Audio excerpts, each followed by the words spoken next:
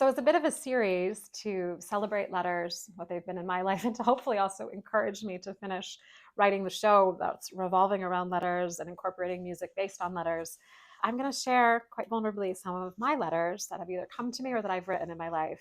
And this is actually the only letter I have at present of the ones I'm going to share that was written by me. I am so deeply grateful and lucky that one of my dearest lifelong friends, whom I grew up with, Catherine Burstein McGinn, she and I exchanged many letters as teenagers. And when she heard I was looking to write a piece about letters, and I actually asked if people had some letters I had sent them, if they would send me copies of them. She sent me the originals, like a whole big packet of them, I guess you could say, some years ago. And I hadn't, because I've been working on the show off and on, I hadn't really delved into all of them. And then in wanting to share some of them here, I started going through, and the first one I pulled out, it's written on this like hilarious, like floral printed paper from very 2003.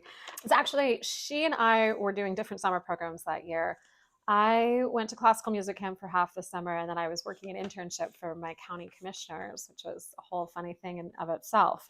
But she was at Interlochen that summer in the theater program. And so she had left rather early to start that program. And so I was filling her in on the last few days of school. And here goes that letter. And I guess I should just preface it with saying, I'm so young and I'm so silly and I'm so, sweetly naive.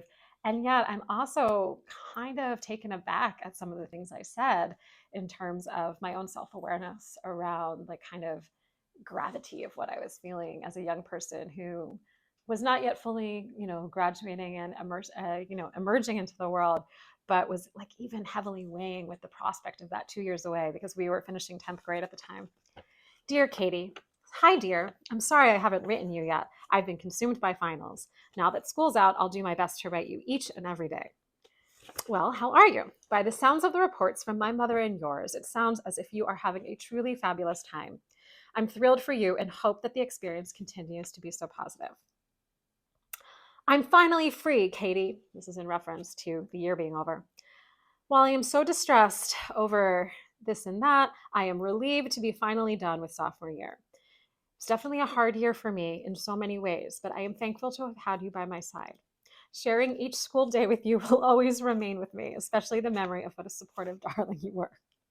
Yesterday was, of course, graduation, and it was quite an experience. I was, for whatever reason, very emotional, and the tradition and sentimentality of the ceremony really struck me.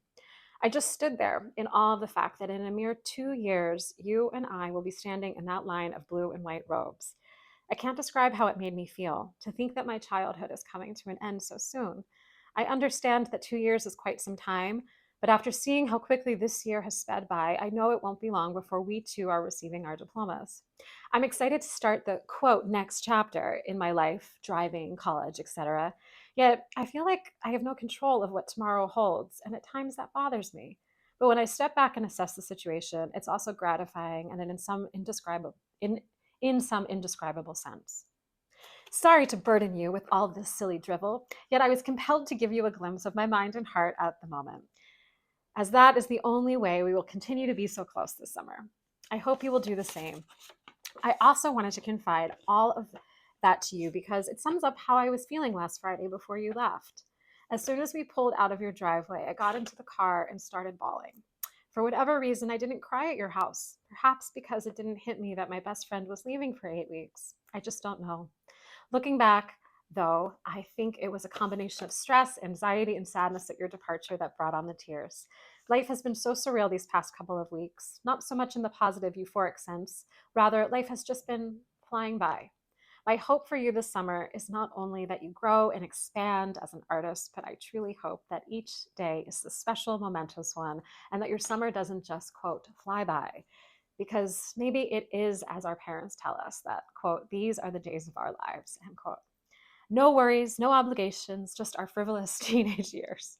Okay, I'm done with being corny and silly. Have a wonderful summer, Gremlin, and steal the show as you always do. Love always, Chicken. Those were our nicknames for each other. And yeah, I mean, it's so silly to read this, and yet also like that deep sense of the weight of life, that even with all of these years of spiritual study and practice, that I can still, just due to my own nature, find myself grappling with and feeling, that I think we all take on and process in some way. Mine has always been like more of like a very direct, hyper analytic wrestling with it. And I think other people have sometimes kind of transmute it through other things. And I've certainly transmuted it through music. But yeah, that was my letter to my dearest and darlingest Katie.